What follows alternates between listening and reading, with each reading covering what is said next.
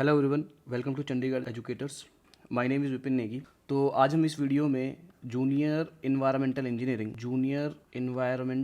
Engineering का जो paper आपका हुआ था, जिसका पोस्ट कोड था 743, तो इसके बारे में हम लोग जो है इस पेपर को हम लोग जो है कम्प्लीटली एक डिटेल्ड मैनर में हम लोग इसको डिस्कस करेंगे।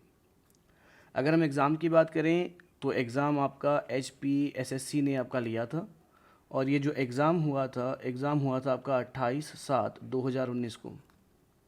तो शुरू करते हैं वीडियो को। तो देखिए पहला क्वेश्चन। तो क्वेश्चन क्या बोल रहा है, municipal sewage having 99.90% water still require treatment if nuisance to be avoided, why. अगर हम क्वेश्चन की बात करें तो सवाल आपसे ये पूछ रहा है कि अगर हम म्यूनिसिपल सीवेज की बात करते हैं तो म्यूनिसिपल सीवेज के अंदर 99.90% वाटर होता है, फिर भी हमारे को इसको ट्रीट करने की ज़रूरत पड़ती है, क्यों? तो सबसे पहला आपको स्टेटमेंट दे रखा है। स्टेटमेंट बोलता है large amount of organic matter present in the discharged sewage will consumed dissolve oxygen from the river resulting in decrease of river dissolve oxygen if not properly treated।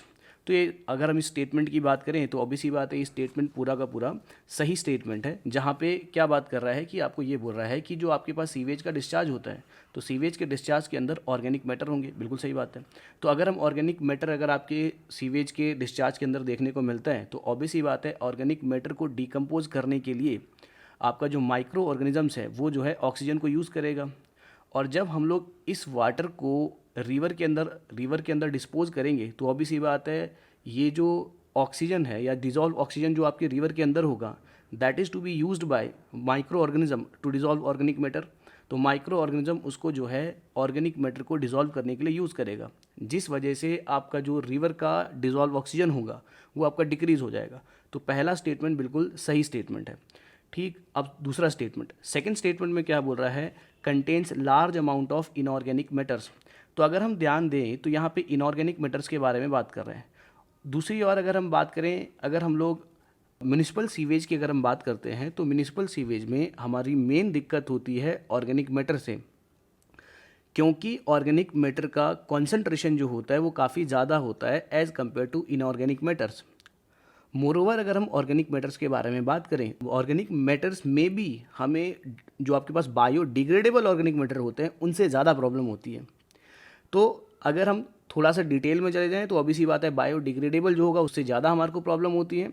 But अगर हम ऊपरी तौर पे देखें तो ऑर्गेनिक मैटर से हमारे को दिक्कत होती है as compare to inorganic matter. और अगर हम इनऑर्गेनिक मैटर की बात करें तो इनऑर्गेनिक मैटर का अमाउंट तो आपका जो है नेग्लिजिबल अमाउंट में आपको देखने को मिलता है सीवेज के अंदर। तो अगर हम ध्यान से देखें तो सेकंड स्टेटमेंट आपका गलत स्टेटमेंट है। तो अगर हम क्वेश्चन को ध्यान से पढ़े तो आपसे एक करेक्ट स्टेटमेंट ही पूछ रहा है, तो सीधे सीधे हमारे को पता लग जाता है कि ऑप्शन नंबर ए जो है आपका सही सवाल है।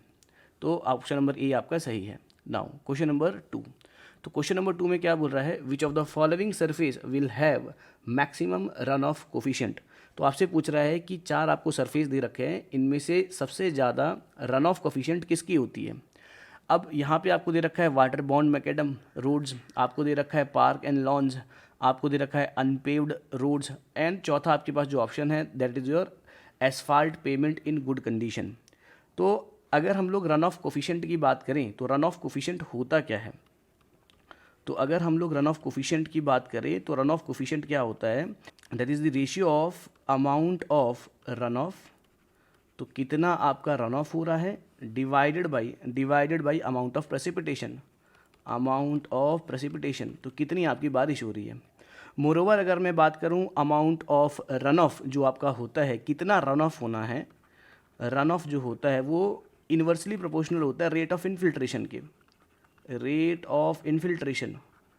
तो ऑब्वियस ही बात है जिस सरफेस पे आपका पानी इन्फिल्ट्रेट नहीं होगा उस सरफेस पे आपका रन ऑफ ज़्यादा आएगा। तो आपसे पूछ रहा है कि कौन से सरफेस में मैक्सिमम रन ऑफ होता है, जिस सरफेस पे मैक्सिमम रन ऑफ होगा उसी सरफेस पे रन ऑफ का कोफिशिएंट भी आपका ज़्यादा होगा, क्योंकि ऊपर वाला रिलेशन हमारे को क्या बता रहा है कि run off coefficient is directly proportional to amount of run off. जितना ज़्यादा रन ऑफ होगा उस पर्टिकुलर सरफेस का उतना ज़्यादा आपका रन ऑफ कोफिशिएंट आएगा। क्लियर है। अगर हम लोग बात करें तो वाटर मैकेडम रोड और अगर हम बात करें पार्क्स की तो ऑब्वियस ही बात है इनमें आपको जो है बढ़िया अमाउंट में इन्फिल्ट्रेशन देखने को मिलता है एज कम। और अगर हम अनपेव्ड रोड की बात करें, इसमें भी ठीक ठाक आपको जो है इन्फिल्ट्रेशन देखने को मिलेगा। अगर हम बात करें asphalt payment in good condition, आपने पेमेंट कर रखा है तो गुड कंडीशन में, तो इट मीन्स ऑब्वियस ही बात है, तो यहाँ पे आपको जो है बहुत कम आपको इन्फिल्ट्रेशन देखने को मिलेगा। तो इन्फिल्ट्रेशन बहुत कम होगा तो ऑब्वियस ही बात है आपका रन ऑफ ज़्यादा होगा, और अगर आपका रन ऑफ ज़्यादा होगा तो रन ऑफ कोफिशिएंट आपकी मैक्सिमम निकल के आएगी। तो in that case option number D आपका जो है करेक्ट आंसर हो जाता है। ठीक है जी, तो option number question number 2 is completed. Now अब हम बात करते हैं क्वेश्चन नंबर 3 के बारे में। तो क्वेश्चन नंबर 3 देखिए ज़रा क्या बोल रहा है। क्वेश्चन नंबर 3 बोल रहा है total area of a district is 60 hectares. तो आपको एरिया दे रखा है एक डिस्ट्रिक्ट का जिसका एरिया है 60 hectares. Density of population is 200 पर हेक्टेयर्स। पॉपुलेशन डेंसिटी आपको दे दी है कि 1 हेक्टेयर में 200 लोग रह रहे हैं। टोटल आपके पास कितना है, 60 हेक्टेयर है। अब आगे देखो स्टेटमेंट पढ़ते हैं। The quantity of water averagely supplied per day is 200 litre.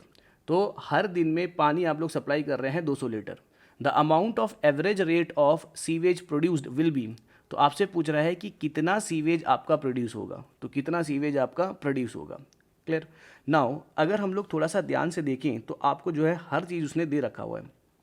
तो देखिए ज़रा, तो सबसे पहली बात तो हमारे को उसने दे रखा है एरिया। तो एरिया आपको दे रखा है 60 हेक्टेयर्स। ठीक। फर्दर आपको दे रखा है पॉपुलेशन डेंसिटी।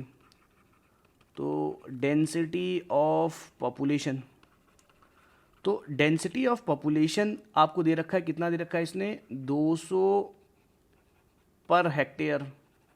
तो 200 पर्सन पर हेक्टेयर ये आपको दे रखा हुआ है। ठीक। अगर आप लोग ध्यान से देखो तो डेंसिटी ऑफ पॉपुलेशन से हम लोग जो है क्या निकाल सकते हैं, हम लोग यहाँ से पॉपुलेशन निकाल सकते हैं कि कितना पॉपुलेशन होगा। सही बात है कि नहीं, टोटल पॉपुलेशन हम लोग जो है आराम से निकाल सकते हैं। तो अगर हम टोटल पॉपुलेशन की बात करें तो टोटल पॉपुलेशन कितना हो गया आपके डिस्ट्रिक्ट का, तो डिस्ट्रिक्ट की बात कर रहा है ये। तो इस डिस्ट्रिक्ट का टोटल पॉपुलेशन हो जाता है आपका 60 इंटू 200, ये आपका पॉपुलेशन हो गया। तो लगभग आपका कितना आ गया ये 12,000। तो 12,000 लोग जो है आपके डिस्ट्रिक्ट में रहते हैं। ठीक। तो पहला स्टेटमेंट हमने डिकोड कर दिया। आगे क्या बोलता है, नेक्स्ट बोल रहा है कि quantity of water averagely supplied per day is 200 litre. तो मतलब एक दिन में आप लोग कितना वाटर सप्लाई कर रहे हो, 200 लीटर आप लोग सप्लाई कर रहे हो पर डे। यस। तो quantity of water supplied, quantity of water supplied कितना, दैट इज़ 200 लीटर पर पर्सन। तो 200 लीटर पर पर्सन जो है आप लोग यहाँ पे वाटर जो है आप लोग सप्लाई कर रहे हो। तो अगर आप लोग 200 लीटर पर पर्सन आप लोग वाटर सप्लाई कर रहे हो और लोग कितने हमारे पास 12,000, तो ऑब्वियस ही बात है आप लोग ये निकाल सकते हो कि टोटल वाटर आपने कितना सप्लाई किया है। टोटल वाटर इतना कितना आपने सप्लाई किया ये आप लोग निकाल सकते हैं। Therefore total water supplied per day, तो आप लोग जो है एक दिन में कितना टोटल वाटर सप्लाई करोगे 12,000 लोगों के लिए, तो दैट इज़ 12,000 इंटू 200। तो लगभग आपका आके आ जाएगा ये आपका 24 इंटू 10⁵ लीटर्स पर डे। तो ये आपका आ गया, इतना पानी आप लोग सप्लाई करोगे। अब सवाल ये है कि सर यहाँ पे आपको पूछ रखा है कि कितना सीवेज प्रोड्यूस होगा, और हम क्या कर रहे हैं, हम यहाँ पे टोटल कितना पानी सप्लाई किया है वो हम लोग निकाल रहे हैं। अब यहाँ से हमारा रिलेशन क्या है, देखिए जब भी हम लोग सीवेज की बात करें तो सीवेज आपका प्रोड्यूस कैसे हो, तो सीवेज जो आपका प्रोड्यूस होता है, जो भी आप लोग पानी बेचते हो उसी से ही आपका सीवेज बनेगा। बिल्कुल सही बात है। तो जितना भी पानी आप लोग सप्लाई करते हो, जितना भी पानी हम लोग सप्लाई करते हैं, ऑन एन एवरेज 80% जो है 80% वाटर जो है आपका सीवेज में कन्वर्ट हो जाता है या वेस्ट वाटर में कन्वर्ट हो जाता है। तो अगर आपके पास डाटा नहीं है कि कितना सीवेज आपका प्रोड्यूस हुआ है, तो ऑब्वियस ही बात है 80% हम लोग लगभग ये मान के चलेंगे कि आपने जितना पानी सप्लाई किया था उसका 80% आपका कन्वर्ट हो जाता है किसके अंदर, सीवेज के अंदर। अब 20% पानी कहाँ गया, जो 20% पानी आपका बचता है या तो हम लोग उसको कंज्यूम कर जाएंगे, या तो वो पानी आपका चोरी हो जाएगा या आपका लॉस हो जाएगा। Theft and losses, 20% are theft losses and we are consuming that water. तो as per our assumption generally क्या बोलता है, generally 80% 80% of water, 80% of water supplied is converted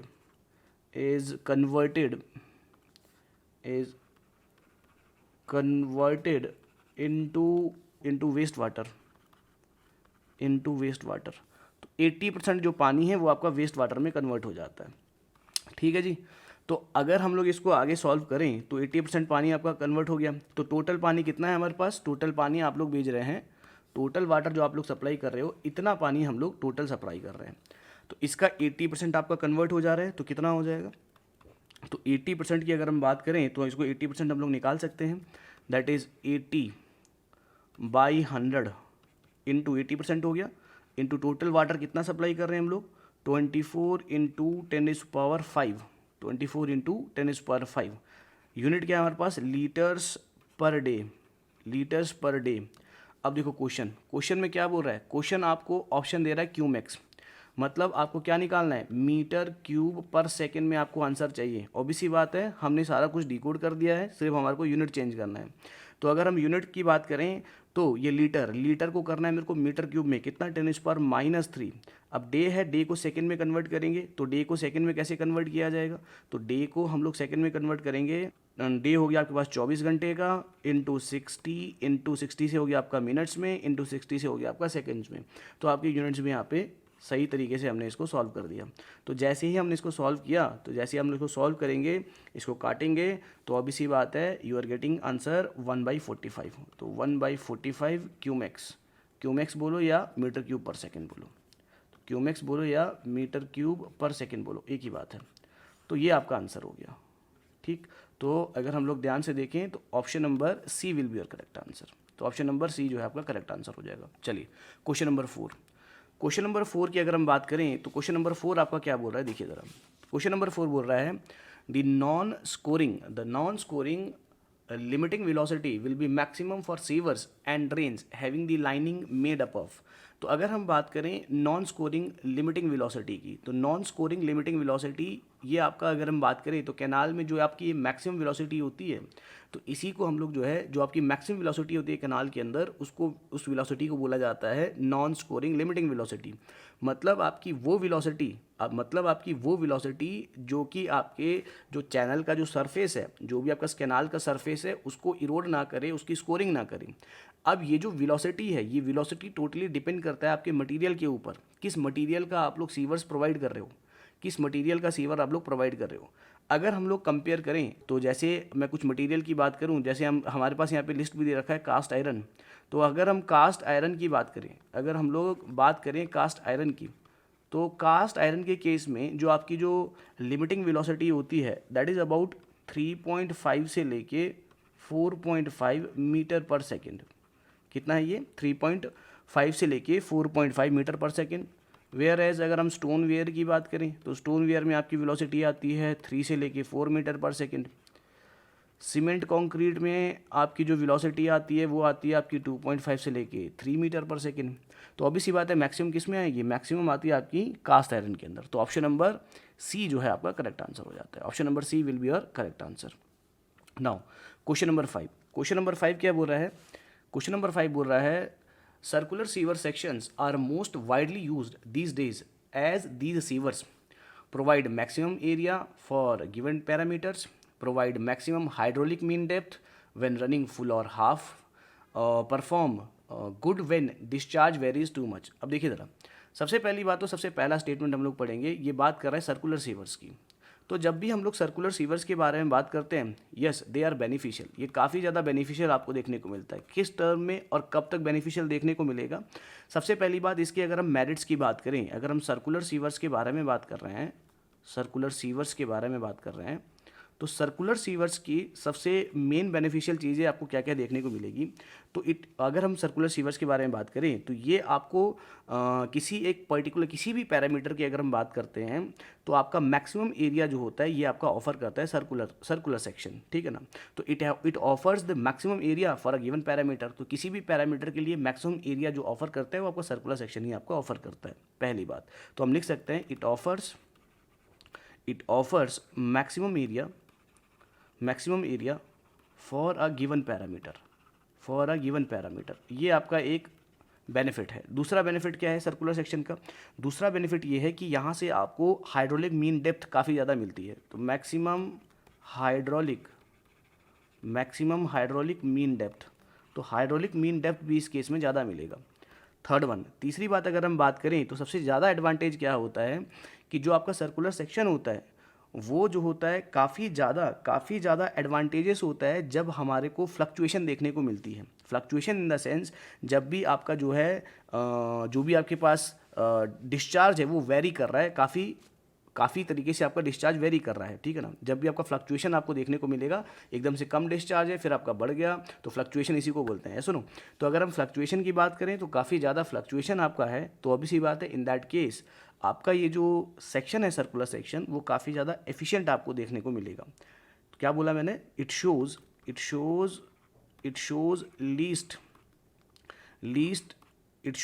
least fluctuation. तो फ्लक्चुएशन बहुत कम इसके ऊपर इफेक्ट करता है, बहुत कम फ्लक्चुएशन ये दिखाएगा। तो फर्दर अगर हम बात करें ये सारे बेनिफिट्स आपके सर्कुलर सेक्शन में तभी आपको देखने को मिलेंगे व्हेन आपको जो डिस्चार्ज जो देखने को मिलता है ये 0.5 डी से ऊपर होगा।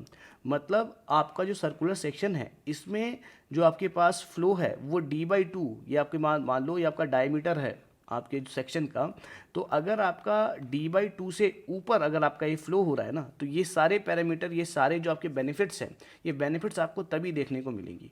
ठीक है जी।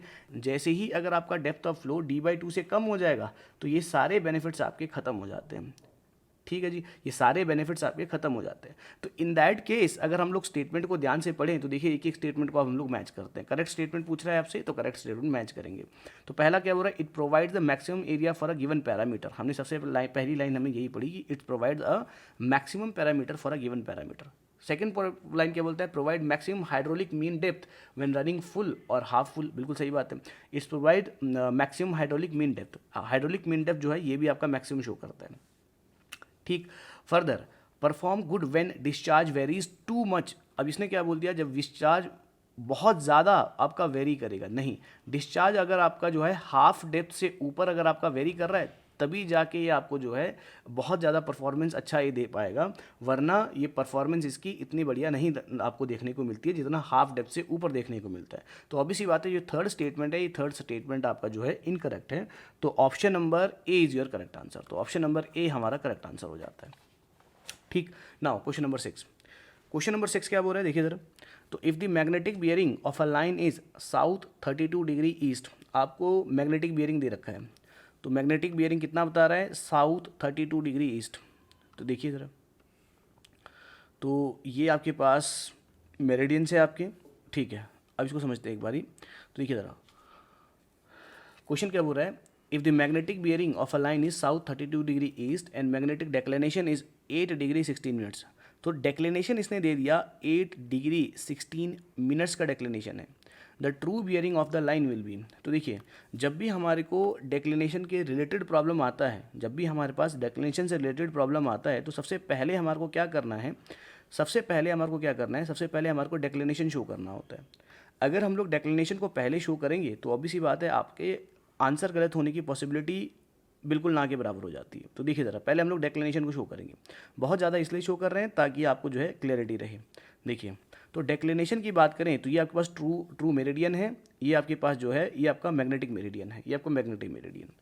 तो अगर हम लोग बात करें तो डेक्लिनेशन कितना बता रहा है? ये आपको डेक्लिनेशन दिया है उसने आपको 8 डिग्री 16 मिनट का डेक्लिनेशन दिया हुआ है। 8 डिग्री 16 मिनट का उसने डेक्लिनेशन दिया हुआ है। अब क्या बोल रहा है? तो आपसे बोल रहा है कि if the magnetic bearing of line is south 32 degree east. Magnetic bearing भी आपको दे दिया उसने, मैग्नेटिक बियरिंग भी दे दिया। तो मैग्नेटिक बियरिंग ये आपकी लाइन है, दिस इज़ योर लाइन। तो ये आपकी लाइन है। तो इस लाइन का उसने डेक्लिनेशन दिया है मैग्नेटिक। तो मैग्नेटिक ये रहा आपका डेक्लिनेशन साउथ 32 डिग्री ईस्ट। तो इट मीन्स तो ये आपके पास मैग्नेटिक साउथ हो गया, this is your magnetic south. तो मैग्नेटिक साउथ के करस्पॉन्डिंग आपको ये एंगल मिला है कितना? 32 डिग्री। ठीक है, ये आपको एंगल मिला है 32 डिग्री। नाउ आपसे क्या पूछ रहा है? ये आपसे पूछ रहा है ट्रू बियरिंग। ट्रू बियरिंग आपसे पूछ रहा है कि ट्रू बियरिंग कितनी होगी इसकी, ट्रू बियरिंग कितनी होगी। तो अभी सी बात है, ट्रू बियरिंग की अगर मैं बात करूँ तो this is your true bearing, ये आपकी ट्रू बियरिंग हो गई। ठीक, फर्दर हमारे को एक और चीज़ मालूम है, डेक्लिनेशन। डेक्लिनेशन की वैल्यू तो हमारे को मालूम है पहले से ही। डेक्लिनेशन की बात करें तो ये आपका डेक्लिनेशन ही है, दिस इज़ योर डेक्लिनेशन। तो ये आपके पास ट्रू साउथ था, this is your true south. ये आपके पास हो गया मैग्नेटिक साउथ। तो ये इसका डेक्लिनेशन है, डेक्लिनेशन आपका 8 डिग्री 16 मिनट्स, 8 डिग्री 16 मिनट्स। तो अभी सी बात है, हमें कौन सी वैल्यू चाहिए, हमें ये अंदर वाली वैल्यू चाहिए। तो अंदर वाली वैल्यू कैसे निकलेगी, 32 डिग्री में से 8 डिग्री 16 मिनट्स को हम लोग माइनस कर देंगे। ठीक, तो अगर हम ट्रू बियरिंग की बात करें तो ट्रू बियरिंग आपको देखने को मिलेगा magnetic bearing minus magnetic bearing, ये रही आपकी, माइनस आप लोग डेक्लिनेशन को माइनस करोगे। ठीक, किसको माइनस करेंगे आप लोग, डेक्लिनेशन को माइनस। नाउ अगर हम ट्रू बियरिंग की बात करें तो मैग्नेटिक बियरिंग कितनी है आपकी, मैग्नेटिक बियरिंग है आपकी 32 डिग्री। 32 डिग्री से में हम माइनस करेंगे 8 डिग्री 16 मिनट्स, तो आपकी जो ट्रू बियरिंग निकल के आएगी 23 डिग्री 44 मिनट्स। और ये जो क्वाड्रेंट है आपका, ये जो आपका क्वाड्रेंट है, ये आपका ट्रू बियरिंग होगा। तो ये जो क्वाड्रेंट है आपका कौन सा है, आपका साउथ ईस्ट, तो साउथ ईस्ट। तो ट्रू बियरिंग कितना हो गया आपका, साउथ 23 डिग्री 44 मिनट्स ईस्ट। तो आंसर हो गया आपके पास ऑप्शन नंबर ए। तो आंसर हो गया आपका ऑप्शन नंबर ए। तो this is your answer. Next question, अगला क्वेश्चन रहा question number 7, treatment unit which works on putrefaction alone. तो प्यूट्रिफिकेशन का मतलब क्या हो गया, प्यूट्रिफिकेशन का मतलब सीधा ये बोल रहा है कि मात्र सडन, तो जो सिर्फ सडन के ऊपर काम करता है उसके बारे में बताओ। नाउ हमारे पास दे रखा है sludge digestion tank, contact beds, oxidation ponds, trickling filter. सीधे सीधे अगर हम स्लज डाइजेशन टैंक की बात करें तो स्लज डाइजेशन मतलब स्लज को डाइजेस्ट करवा रहे हैं, कहीं ना कहीं प्यूट्रिफिकेशन सड़ने वाली बात कर रहे हैं हम लोग। तो सीधे सीधे आंसर आपका ऑप्शन नंबर ए हो जाता है। फर्दर अगर हम कॉन्टैक्ट बेड्स की बात करें तो कॉन्टैक्ट बेड्स जो है आपके प्यूरीफायर्स में, जो आपका जहाँ से आपका सीवेज है, जो आपके पास वेस्ट वाटर आपका जो सब पास होता है प्यूरीफाई के टाइम पे, उस बेड को कॉन्टैक्ट बेड बोलेंगे। ऑक्सीडेशन पॉन्ड्स की अगर हम बात कर रहे हैं तो ऑक्सीडेशन पॉन्ड्स दरअसल में एक डिच होता है, एक लगून टाइप का होता है, स्टेबलाइजेशन पॉन्ड जिसको हम लोग बोलते हैं, जहाँ पे क्या होता है आपका जो वेस्ट वाटर को ट्रीट किया जाता है by the help of sunlight, bacteria and algae, like this, इस तरीके से हम लोग यहाँ ट्रीट करते हैं। ट्रिकलिंग फिल्टर की अगर हम बात करें तो trickling filter we all know that कि ट्रिकलिंग फिल्टर आपका यूज़ किया जाता है आपके ऑर्गेनिक मैटर को रिमूव करने के लिए। तो ट्रिकलिंग फिल्टर आपका ऑर्गेनिक मैटर को रिमूव करने के लिए किया जाता है। तो कहीं ना कहीं कॉन्टैक्ट बेड और ट्रिकलिंग फिल्टर ये आपके फिल्टर टाइप के हो गए, यहाँ पे कोई भी आपका प्यूट्रिफिकेशन का काम नहीं हो रहा है। ऑक्सीडेशन पॉन्ड यहाँ पे कम्प्लीटली आपका एक ट्रीटमेंट का ही काम हो रहा है पूरा, पर यहाँ पे सडन के लिए स्पेशल काम किया है। तो स्पेशली आपका जो सडन है, स्पेशली आपका जो प्यूट्रिफिकेशन है, वो आपका स्लज डाइजेशन टैंक में जो आपका ये चल रहा है। तो ऑप्शन नंबर ए आपका जो है करेक्ट आंसर हो जाता है। नाउ क्वेश्चन नंबर 8 क्या बोल रहा है, मशल कर्व्स। मशल कर्व्स मीन्स, मशल कर्व्स का मतलब क्या होता है। अगर हम मशल कर्व्स के बारे में बात करें तो सीधे सीधे आपका क्या हो जाता है, that is curves at constant efficiency. Constant efficiency वाला कर्व होता है। अभी कांस्टेंट एफिशिएंसी वाला कर्व तो होता है, तो ये कर्व्स का काम क्या होता है, कर्व्स का क्या काम क्या होता है, देखो जरा, ये सारी बात आती है आपकी जब हम लोग टरबाइन्स के बारे में बात करते हैं। टरबाइन के परफॉर्मेंस की जब हम बात करते हैं तो टरबाइन के परफॉर्मेंस को चेक करने के लिए हमारे पास 3 कैरेक्टरिस्टिक कर्व्स हैं, these are called characteristics curve. तो अगर हम बात करें तो 3 कैरेक्टरिस्टिक कर्व होती है हमारे पास। कितनी कैरेक्टरिस्टिक कर्व है, 3। तो कौन कौन सी है ये, एक है आपकी main characteristic curve, main characteristic curve, एक है आपकी मेन कैरेक्टरिस्टिक कर्व, इसको बोला जाता है कांस्टेंट हेड कर्व। क्या बोलते हैं इसको, कांस्टेंट हेड कर्व। दूसरा जो कर्व है आपका that is operating characteristic curve, operating characteristic curve, operating characteristic curve. Operating characteristic curve को बोला जाता है कांस्टेंट स्पीड कर्व। तो this is your constant speed curve. तीसरा कर्व जो आपके पास है that is iso efficiency curve, और आइसो एफिशिएंसी कर्व को बोला जाता है constant efficiency curve, constant efficiency curve. और यही आपका है मशल कर्व, यही आपका है मशल कर्व। तो these are the curve generally used to check the performance of turbine. तो टरबाइन्स की परफॉर्मेंस को चेक करने के लिए आपके कर्व्स बेसिकली यूज़ किए जाते हैं। क्वेश्चन नंबर 9, तो क्वेश्चन नंबर 9 की अगर हम बात करें तो ये जो क्वेश्चन नंबर 9 है, resistance capacitance relaxation circuit is used in an electrical discharge machine process. The discharge voltage is 100 volt at a sparkle cycle time of 30 microseconds. तो the average power input required is 1 kilowatt. The capacitance in the circuit is। तो अगर हम बात करें तो ये जो सवाल है, ये सवाल आपका जो है मैकेनिकल इंजीनियरिंग वाले ब्रांच से आपको पूछा गया है, ठीक। तो इसका जो आंसर है डी, तो इनमें से कोई नहीं, तो none of this. Now question number 10।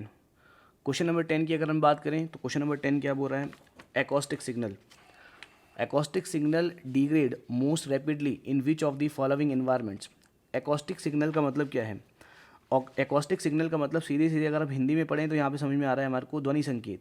तो मतलब ध्वनि संकेत मतलब जो साउंड आपके निकलती है वो साउंड जो है सबसे ज़्यादा डिग्रेड मतलब कम कहाँ पे या सबसे तेज़ी से कहाँ पे गिरता है। तो यहाँ पे सबसे तेज़ी से गिरावट कहाँ पे होती है? क्या बोल रहा है, in a rain forest, at a depth of 100 feet, in a open ocean, in a desert, in eucalyptus plantation. तो अगर हम बात करें तो आपका जो रेन फॉरेस्ट है यहाँ पे सबसे कम जो है आवाज़ फैलती है। तो सबसे ज़्यादा कम आपकी आवाज़ जो है फैलती है, या आप बोल सकते हैं कि सबसे तेज़ी से यहाँ पे आवाज़ आपकी गिर जाती है, ध्वनि संकेत जो है सबसे तेज़ी से यहाँ पे गिर जाता है। क्वेश्चन नंबर 10 का ए जो है आपका करेक्ट आंसर है। Next question, hydraulic jump is widely used for the dissipation of energies in. तो एनर्जी को डिसिपेट करने के लिए हाइड्रोलिक जंप जो है वो कहाँ पे यूज़ किया जाता है? आपको बता रहा है ogee spillway, side channel spillway, trough spillway. तो अगर हम बात करें तो स्पिलवेज की अगर हम बात करते हैं तो स्पिलवे, ये सारे के सारे स्पिलवे है। स्पिलवे होता क्या है? जनरली अगर हम स्पिलवे के बारे में बात करें तो स्पिलवे बेसिकली आपका यूज़ किया जाता है जो भी आपका एक्सेस वाटर आपके रिजर्वर के पीछे आता है तो उसको ड्रेन आउट करने के लिए, या उसको बोल सकते हैं उसको डिस्पोज करने के लिए। जो आपके पास सरप्लस वाटर डैम के पीछे इकट्ठा हो जाता है उसको डिस्पोज करने के लिए जो स्ट्रक्चर हम लोग बनाते हैं उसको हम लोग स्पिलवे बोलते हैं। जनरली अगर हम स्पिलवे की बात करें तो स्पिलवे का हमारा मेन मोटिव ये होता है कि हम लोग जो है जो सरप्लस वाटर है उसको जो है बाहर निकालें डैम से, साथ के साथ हमारे को इसको कुछ इस तरीके से बाहर निकालना है ताकि आपका एक कंसिडरेबल अमाउंट में जो एनर्जी है वो डिसिपेट हो जाए। फर्दर अगर हम बात करें कि एनर्जी डिसिपेशन की, तो एनर्जी डिसिपेशन के लिए स्पिलवेज के नीचे एनर्जी डिसिपेटर भी हमने लगाए रखे होते हैं। स्पिलवे के नीचे हमने एनर्जी डिसिपेटर्स भी लगाए रखे होते हैं। और एनर्जी डिसिपेटर बेसिकली अगर आप आपकी बात करें तो एनर्जी डिसिपेटर आपका बेसिकली 2 पैरामीटर के ऊपर बात करता है। तो एनर्जी डिसिपेटर जो है बेसिकली 2 चीज़ों के ऊपर डिपेंड करता है। एक है आपका हाइट ऑफ जंप, और सेकंड जो पैरामीटर है that is tail water depth. Second parameter है आपका टेल वाटर डेप्थ। तो 2 चीज़ों के ऊपर जो है आपका एनर्जी डिसिपेटर काम करता है, टेल वाटर डेप्थ। तो अभी सी बात है हाइट ऑफ जंप के ऊपर डिपेंड करेगा। तो अगर हम बात करें कि हाइड्रोलिक जंप वाइडली आपका यूज़ किया जाता है, ऑब्वियस सी बात है ये सारे के सारे स्पिलवेज हैं तो सभी में आपका यूज़ किया जाएगा। Option number D is correct answer for this. Now question number 12, the oil and greasy materials in the sewage can be removed by deploying.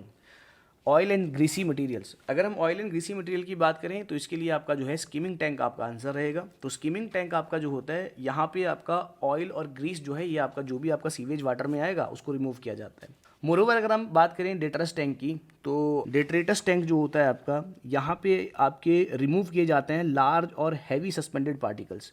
तो यहाँ पे क्या रिमूव किए जाते हैं? Large and heavy suspended particles. Grid chambers की बात करें तो यहाँ पे आपका रिमूव किया जाता है इनऑर्गेनिक सस्पेंडेड पार्टिकल्स। क्या रिमूव किया जाता है? रिमूव किया जाता है यहाँ पे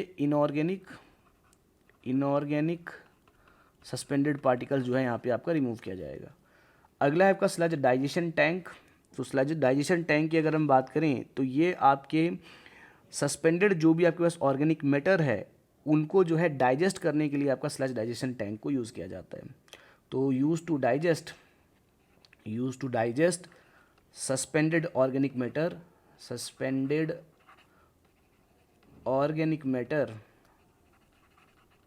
मैटर जो कि आपकी कहाँ से आती है? Primary sedimentation tank and secondary sedimentation tank. तो सेकेंडरी सेडिमेंटेशन टैंक और प्राइमरी सेडिमेंटेशन टैंक से जो भी आपका सस्पेंडेड ऑर्गेनिक मैटर आपका आता है वो हम लोग स्लज डाइजेशन टैंक में उसकी डाइजेशन करवाते हैं। डिटरस्ट टैंक्स आपका यूज़ होता है लार्ज और हैवी सस्पेंडेड पार्टिकल्स को रिमूव करने के लिए, और ग्रिड चैम्बर आपका रिमूव करता है इनऑर्गेनिक सस्पेंडेड पार्टिकल्स। तो अगर हम बात करें ऑयल एंड ग्रीस की तो स्किमिंग टैंक इसका आंसर है। नेक्स्ट है आपका क्वेश्चन नंबर 13। क्वेश्चन नंबर 13 क्या बोल रहा है, for a loaded cantilever beam of uniform cross section. आपको कैंटिलीवर बीम बता रहा है यूनिफॉर्म क्रॉस सेक्शन का। The bending moment in newton mm along the depth is. आपको बेंडिंग मोमेंट का इक्वेशन दे रखा हुआ है, तो आपको इक्वेशन दे रखा है बेंडिंग मोमेंट का, तो bending moment equation is given to us. ठीक, आगे क्या बोल रहा है, where x is the distance in mm measured from free end of the beam, the magnitude of shear force in Newton in the cross section at x is equals to 10 mm। आपको bending moment की equation दे रखी है, आपसे shear force पूछ रहा है। Now आपको यहाँ पे अगर हम ध्यान से देखें तो इक्वेशन दे रखी है, तो हमारे को डिफरेंशियल जो आपके पास फॉर्म है वो हमारे को मालूम होना चाहिए। जैसे अगर हम बात करें shear force की, तो shear force की अगर हम बात करें तो that is equals to dm/dx। तो यहाँ पे m की वैल्यू आपको दे रखी है, ऑब्वियसली बात है डेरिवेटिव आपको निकालना है। तो 5x² प्लस 10 इंटू एक्स, ये आपके पास m है। तो dm/dx की अगर हम बात करें, ये shear force की वैल्यू देगा। तो dm/dx 10 into x plus 10 at x is equals to 10 mm पे पूछ रहा है, तो 10 यहाँ पे वैल्यू लगा दे तो कितना हो जाएगा, देखिए ज़रा। तो 100 प्लस 10, तो ये हो गया आपका 110 न्यूटन। तो ऑप्शन नंबर सी हमारा करेक्ट आंसर हो जाता है। Option number C is correct answer, option number C. चलिए आगे देखते हैं क्वेश्चन नंबर 14 की बात करें तो क्वेश्चन नंबर 14 हमारे से पूछ रहा है, the maximum efficiency of BOD removal is obtained in.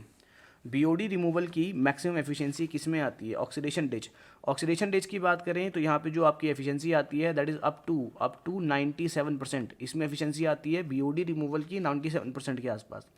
Oxidation pond में एफिशिएंसी आती है 80 to 90% के आसपास। एरिएटेड लगून्स में आपकी जो एफिशिएंसी आती है, बीओडी रिमूवल की बात कर रहे हैं हम लोग, तो इसकी एफिशिएंसी आती है 65 से लेके 90% की। ट्रिकलिंग फिल्टर में एफिशिएंसी आती है आपकी 75 से लेके 90%। तो आपसे पूछ रहा है इनमें से मैक्सिमम किसकी होगी, तो अभी सी बात है ऑक्सीडेशन डेज। तो ऑक्सीडेशन डेज में आपकी बीओडी रिमूवल एफिशिएंसी जो है काफ़ी ज़्यादा आपको देखने को मिलती है, 97-98% के आसपास आपको बीओडी रिमूवल एफिशिएंसी आपको देखने को मिलेगी। नेक्स्ट अगला क्वेश्चन क्या बोल रहा है, question number 15, ventilation of house drainage is required to. House drainage का वेंटिलेशन क्यों किया जाता है, हाउस जो आपका ड्रेनेज है उसका वेंटिलेशन क्यों किया जाता है। तो इसके लिए ऑप्शन देखो ज़रा क्या बोल रहा है, dilute the fall air in the drain. तो वेंटिलेशन इसलिए किया जाता है ताकि आपका फॉल एयर जो होता है उसको डाइल्यूट करने के लिए। Reduce the obnoxious effect of foul gases. तो फॉल गैसेस का जो इब्नॉक्शियस इफेक्ट होता है, इब्नॉक्शियस मतलब जो कि आपकी बैड स्मेल होता है, तो उसको रिड्यूस करने के लिए आप लोग वेंटिलेशन प्रोवाइड करते हो हाउस ड्रेनेज के अंदर। तीसरा स्टेटमेंट क्या बोल रहा है, relieve the pressure of foul gases. Foul gases एक प्रेशर जनरेट करेगी उसको रिलीज करने के लिए। ऑब्वियसली बात है जितने भी ऑप्शन हैं सारे आपको सही दे रखे हैं, इसीलिए हम लोग वेंटिलेशन करते हैं हाउस ड्रेनेज के अंदर।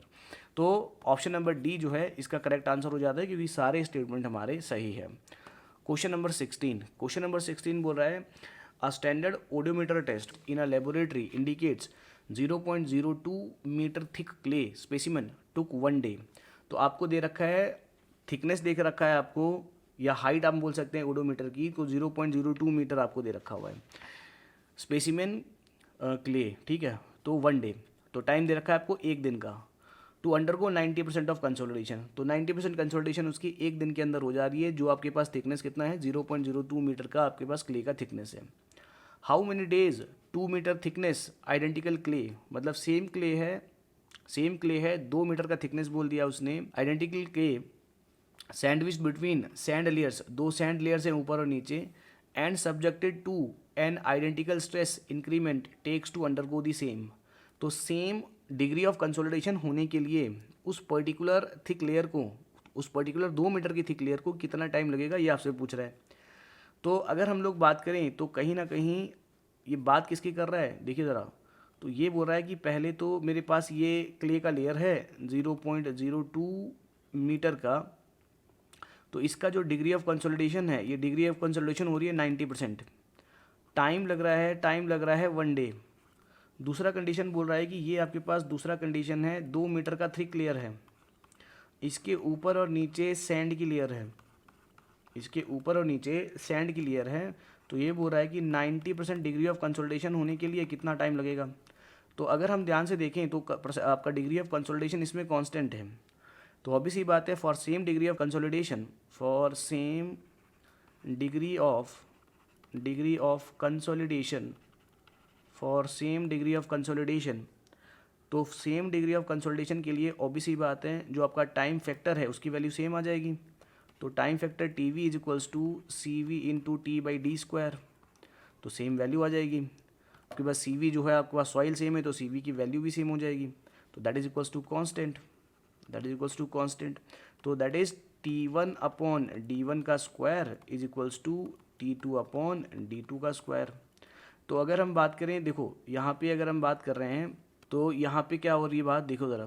तो यहाँ पे क्या है आपके पास D1 डेप्थ है आपके पास दिया है 0.02 मीटर, ठीक। दूसरे टाइम पे उसने बोल दिया कि सैंडविच हुआ है बिटवीन 2 सैंड लेयर्स, तो 2 सैंड लेयर के बीच में आपके पास है, तो ये आपके पास 2 हो गया।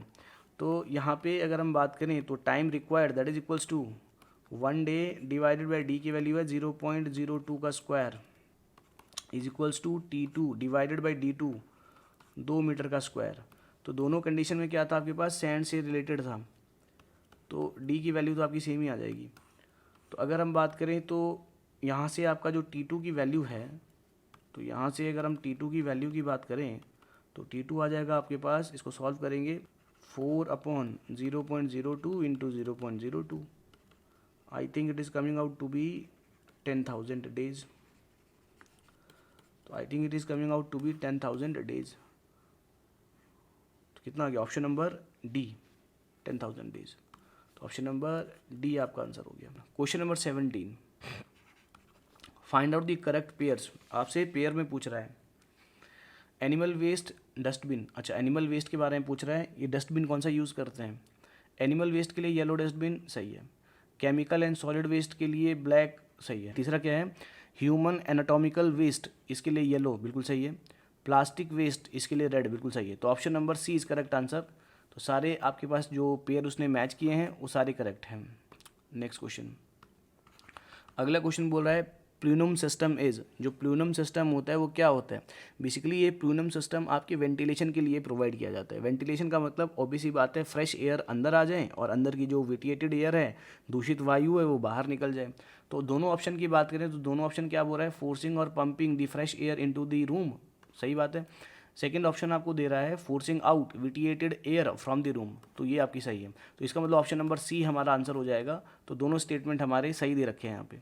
Question number 19, 2 alloy plates each 10 mm thick 1 mm long and welded with crown multipass tungsten inert gas butt welding कर रखी है। configuration is V type with 60-degree angle, the gap is maintained 5 mm, if electrodes of 5 mm diameter with is used for welding then number of electrodes required। देखिए ये basically आपका जो है mechanical engineering का सवाल है, तो इसका आंसर आएगा आपका ऑप्शन नंबर सी 11 आएगा। Next question number 20, find out the correct pairs with respect to portable water. तो पोर्टेबल वाटर मतलब जो आपका ड्रिंकिंग वाटर है उसके बारे में बात कर रहा है। तो इसके लिए आपका जो है करेक्ट पैरामीटर क्या है। सबसे पहली बात अल्केनिटी के बारे में लिमिट बता रहा है कि अल्केनिटी का जो आपके पास लिमिट है वो कितना होगा। तो अगर हम अल्केनिटी की बात करें तो अल्केनिटी होता क्या है, अल्केनिटी आपकी होती है that is capacity of neutralize acid. तो एसिड को न्यूट्रलाइज करने की कितनी कैपेसिटी है उसके बारे में आपको अल्केनिटी के बारे में बात होती है। अल्केनिटी की जो आपके पास परमिसिबल लिमिट्स होती हैं वो आपकी होती हैं 200 milligrams per litre acceptable limit और 600 मिलीग्राम्स पर लीटर ये आपका कॉज ऑफ रिजेक्शन। तो पहला जो आपका पेयर है वो आपका बिल्कुल सही दे रखा हुआ है। अगला आपके पास क्लोराइड जब भी आपके सीवेज में आपको देखने को मिलेगा, क्लोराइड्स अगर हम बात करें तो क्लोराइड्स का प्रेजेंस कहीं ना कहीं आपके इंडस्ट्रियल वेस्ट की तरफ आपको इंडिकेट करता है कि जो भी आपका पानी है वो कहीं ना कहीं पॉल्यूट हुआ है ड्यू टू इंडस्ट्रियल वाटर। तो इंडस्ट्रियल वाटर, इंडस्ट्रीज़ के आसपास से आपका पानी आ रहा है। तो अगर हम बात करें क्लोराइड कंटेंट की, तो क्लोराइड कंटेंट का लिमिट आपका 250 से लेके 1000 मिलीग्राम्स पर लीटर, तो second option also correct. Iron की बात करते हैं तो आयरन का लिमिट भी आपके पास होता है 0.1 मिलीग्राम्स पर लीटर से लेके 1 मिलीग्राम्स पर लीटर, तो ऑब्वियसली बात है ऑप्शन नंबर 3 आपके पास गलत है। पीएच की बात करते हैं तो पीएच क्या होता है आपका, potential of hydronium ion. Hydronium ion की पोटेंशियल कितनी होती है। अगर हम पीएच की बात करें तो पीएच आपका एक स्केल होता है जहाँ से हम लोग एसिडिटी और बेसिसिटी को रिपोर्ट करते हैं। स्केल जो होता है आपका 0 से 14 के बीच में वेरी करता है। जनरली अगर हम बात करें पोर्टेबल वाटर की, तो इसके लिए जो परमिसिबल लिमिट है दैट इज़ इन बिटवीन 6.5 से लेके 8.5 के बीच में, तो अप्रॉक्सीमेट वैल्यू आपकी सही है, तो option number 4 is also correct. तो चौथा पेयर भी आपका सही आपका अरेंज हुआ है। नाउ तो 1, 2 एंड 4, 1, 2 एंड 4 ये आपकी सही है, तो ऑप्शन नंबर डी आपका जो हो जाता है ये आपका करेक्ट आंसर हो जाएगा। Question number 21, in distribution network dead and system is. तो डेड एंड सिस्टम के बारे में बात कर रहा है, डिस्ट्रीब्यूशन नेटवर्क के बारे में। तो बेसिकली अगर हम डिस्ट्रीब्यूशन सिस्टम में जब हम डेड एंड सिस्टम की बात करते हैं, तो डेड एंड सिस्टम जो होता है ये बेसिकली पुराने टाइम में आपका यूज़ किया जाता था, या पुराने टाइम में या ऐसे शहर में आपका यूज़ होता है जहाँ पे अनप्लान्ड वे में आपका शहर बना हुआ है। और बस बेसिकली अगर हम बात करें तो ये जो आपके पास सिस्टम होता है वाटर डिस्ट्रीब्यूशन का, ये आपका चीप होता है, सिंपल होता है, इजी टू डिज़ाइन होता है, इसलिए इसको हम लोग अडॉप्ट करते हैं बेसिकली आपके पुराने शहर में, या आप बोल सकते हैं छोटे शहरों में आपको देखने को मिलेगा। तो बेसिकली ये आपका जो है ओल्ड टाउन्स में आपको देखने को मिलेगा। कहाँ देखने को मिलेगा ये, ओल्ड टाउन्स में। तो पहला स्टेटमेंट तो सीधा गलत है, suitable for newly developing cities, no. Secondly, no stagnation of water occurs in the pipe. तो स्टेगनेशन वाटर आपका नहीं होता है। जनरली अगर हम बात करें तो ये जो स्टेगनेशन वाटर है, ये स्टेगनेशन वाटर जो होता है ये आपको सबसे ज़्यादा प्रॉब्लम होता है आपके डेड एंड सिस्टम के अंदर। क्यों? क्योंकि अगर हम बात करें कि स्टेगनेशन वाटर को पीरियोडिकली आपको रिमूव करना होता है। अब स्टेगनेशन वाटर की बात करें तो ये स्टेगनेंट कौन सा वाटर स्टेगनेंट हुआ है, ये आपका वही वाटर स्टेगनेंट हुआ है जिसको आपने ट्रीट करके भेजा है। ऑब्वियसली बात है आपका जो वेस्टेज हो आता है ट्रीटेड वाटर का, तो ये आपकी मेजर प्रॉब्लम होती है। तो यहाँ पे स्टेगनेशन वाटर होता है, नहीं होता नहीं है, होता है। ये भी आपकी गलत स्टेटमेंट है, ठीक। Now requires more number of walls, requires more number of walls, बहुत ज़्यादा वॉल्व उसमें चाहिए। वॉल्व इसमें बहुत ज़्यादा नहीं चाहिए होता है। क्यों नहीं चाहिए? क्योंकि अगर हम बात करें तो ये आपके पास एक रूट पे चलने वाला ही आपका नेटवर्क होता है। एक रूट पे चलने वाला नेटवर्क मतलब लाइक दिस, इस तरीके से। तो यहाँ से आपका शुरू हुआ, मेन पाइप ये रही, इस मेन पाइप से बहुत सारे पाइप जुड़ गए, इस मेन पाइप से बहुत सारे पाइप जुड़ गए लाइक दिस, बहुत सारे पाइप जुड़ गए, इससे आगे बहुत सारे पाइप जुड़ गए। तो ये आपके पास एक डेड नेटवर्क है, तो ये आपके पास एक डेड एंड सिस्टम है, तो इसका एंड ही नहीं हो रहा है। तो यहाँ से किसी और ने जोड़ दिया, यहाँ से किसी और ने जोड़ दिया, तो यहाँ पे आपके एक वॉल्व यहाँ लगा दो, ठीक है, इस तरीके से। तो आपके वॉल्व जो होते हैं रिलेटिवली यहाँ पे आपको नहीं देखने को मिलते। सबसे ज़्यादा वॉल्व जो है आपके पास किसी और पैटर्न में आपको जो है रिलेटिवली देखने को मिल जाएगा। इसमें जो है number of valve will be less. तो ये भी आपका जो है गलत स्टेटमेंट है। तो अगर हम बात करें तो ऑप्शन नंबर डी इसका करेक्ट आंसर हो जाता है। तो option number D is your correct answer. जो ग्रिड पैटर्न है, रेक्टेंगुलर पैटर्न है, उसमें आपको नंबर ऑफ वॉल्व ज़्यादा देखने को मिलते हैं। Next question number 22, to remove the water from the pipe after the closing the supply the valve used in the pipe. ये क्या बोल रहा है? Water from the pipe remove करना है हमारे को, पाइप से वाटर को रिमूव करना है after closing the supply. Supply रोकने के बाद जो पानी आपका बचा हुआ है उसको रिमूव करने के लिए कौन सा वॉल्व आपका यूज़ होता है? देखिए अलग अलग वॉल्व आपको दे रखे हैं। चेक वॉल्व, चेक वॉल्व की बात करें तो चेक वॉल्व को हम लोग रिफ्लक्स वॉल्व भी बोलते हैं, नॉन रिटर्निंग वॉल्व भी बोलते हैं। चेक वॉल्व आपको ये इंश्योर करके देगा कि पानी आपका एक ही डायरेक्शन में चले। तो पानी आपका एक ही डायरेक्शन में चले, तो फ्लोज इन वन डायरेक्शन। तो एक डायरेक्शन में आपका चले तो ये आपको इंश्योर करके देता है चेक वॉल्व। इसको हम लोग नॉन रिटर्निंग वॉल्व भी बोलते हैं। नाउ अगर हम बात करें blow of valve, blow of valve की बात करते हैं तो ब्लो ऑफ वॉल्व आपका यही वॉल्व है जो आपके वाटर लेवल को जो है लेवल बनाए रखेगा। तो इसका मतलब कहीं ना कहीं ये जो वाटर लेवल है इसको बाहर निकालने का काम जो है आपका ब्लो ऑफ पाइप करता है। ब्लो ऑफ वॉल्व जो होता है ये आपका यूज़ होता है जो आपका पाइप है उसके अंदर पानी को बाहर निकालने के लिए। Pressure relief valve, pressure relief valve basically आपकी अगर हम बात करें तो पाइप के अंदर जब पानी का प्रेशर बहुत तेज़ी से चल रहा है पानी, तो पानी के मोमेंटम को जब हम ब्रेक करते हैं, जब हम वॉल्व वगैरह लगाएंगे तो ऑब्वियसली बात है in that case water hammer का जो है काफ़ी ज़्यादा प्रॉब्लम पाइप के अंदर देखने को मिलता है। तो हाई प्रेशर की वजह से प्रेशर वेव जनरेट होती हैं जिसकी वजह से आपका जो है वाटर हैमर का इफेक्ट आपको देखने को मिलता है। तो उसी वाटर हैमर के इफेक्ट को कम करने के लिए आपका प्रेशर रिलीफ वॉल्व यूज़ किया जाता है ताकि आपका पाइप जो है एक्सेसिव अगर हमारा वाटर हैमर हो जाए तो उसकी वजह से आपका बस्टिंग इफेक्ट ना आए पाइप में, उसके लिए यूज़ किया जाता है। वो अगर हम बात करें तो प्रोटेक्टिंग अगेंस्ट बस्टिंग, तो आपका जो प्रोटेक्ट करेगा ये प्रोटेक्ट अगेंस्ट बस्टिंग, तो बस्टिंग से बचाएगा आपको प्रेशर रिलीफ वाल्व। तो ऑब्वियसली बात है ब्लो ऑफ वाल्व आपका सही आंसर हो जाएगा, तो ये आपका बेसिकली यूज़ किया जाएगा। Next question number 23, find out the correct pair with respect to industrial requirement. Boiler fed water hardness is less than 1 milligrams per litre. Obviously बात है हार्डनेस जो होता है बॉयलर फेड वाटर के अंदर आपका बहुत कम चाहिए होता है, लगभग आपका 0 हार्डनेस वाला पानी चाहिए होता है। क्योंकि ऑप्शन नंबर 1 की बात करें तो ऑप्शन नंबर 1 जो है कहीं ना कहीं जो आपका पेयर है वो सभी में देखने को मिल रहा है, तो ऑब्वियसली बात है आपका करेक्ट हो जाएगा। दूसरा पल्प एंड पेपर्स, तो पल्प एंड पेपर्स की अगर हम बात करें तो इस इंडस्ट्रीज की रिक्वायरमेंट की बात हो रही है। Water should be free from iron, manganese and hardness, तो वाटर जो होगा आपका आयरन फ्री होना चाहिए क्योंकि पल्प पेपर्स सेंसिटिव होते हैं। तो कलर आपको देखने को मिलेगा मैग्नीज और हार्डनेस, तो ये भी आपका सही है। ब्रेवरेज में आपका हार्ड वाटर जो है ये आपका चल पड़ेगा। स्टील रोलिंग मिल्स में आपको क्लोराइड्स की कंटेंट आपको कम चाहिए होता है, क्योंकि क्लोराइड्स अगर आप ज़्यादा रहेगा तो obvious सी बात है कोरोजन का इफेक्ट आपको देखने को मिलता है। तो चारों आपके ऑप्शन सही हैं, तो option number C is correct answer. Question number 24, तो क्वेश्चन नंबर 24 क्या बोल रहा है, the increasing size of various suspended particles in air. तो जो आपके सस्पेंडेड पार्टिकल्स होते हैं एयर के अंदर, उसके साइज़ के बारे में बात कर रहा है कि किसका साइज़ सबसे ज़्यादा होगा। तो जनरली अगर हम बात करें तो इसका ऑर्डर आप लोग यहीं पे ऑप्शन में ही चेक कर सकते हैं। सबसे बड़े साइज़ का जो पार्टिकल होता है वो आपका फ्लाई ऐश का होगा, उसके बाद pollens, then oil smoke, then combustion nuclei. तो ऑप्शन नंबर बी जो है आपका 24 का सही आंसर हो जाएगा। नाउ क्वेश्चन नंबर 25 क्या बोल रहा है, which of the following condition lead to good mixing and rapid dispersion of pollutant. तो आपके जो पॉल्यूटेंट होते हैं उसकी अच्छे से मिक्सिंग और रैपिड जो डिस्पर्शन होगा वो किस कंडीशन में आपको देखने को मिलता है। तो बेसिकली ये आपका जब लो प्रेशर सिस्टम होता है, जो आपका लो प्रेशर सिस्टम आएगा तो उस टाइम आपको जो है बढ़िया मिक्सिंग आपको देखने को मिलती है और अच्छा डिस्पर्शन है वो आपको देखने को मिलेगा। तो क्वेश्चन नंबर 25 का बी आपका सही आंसर है।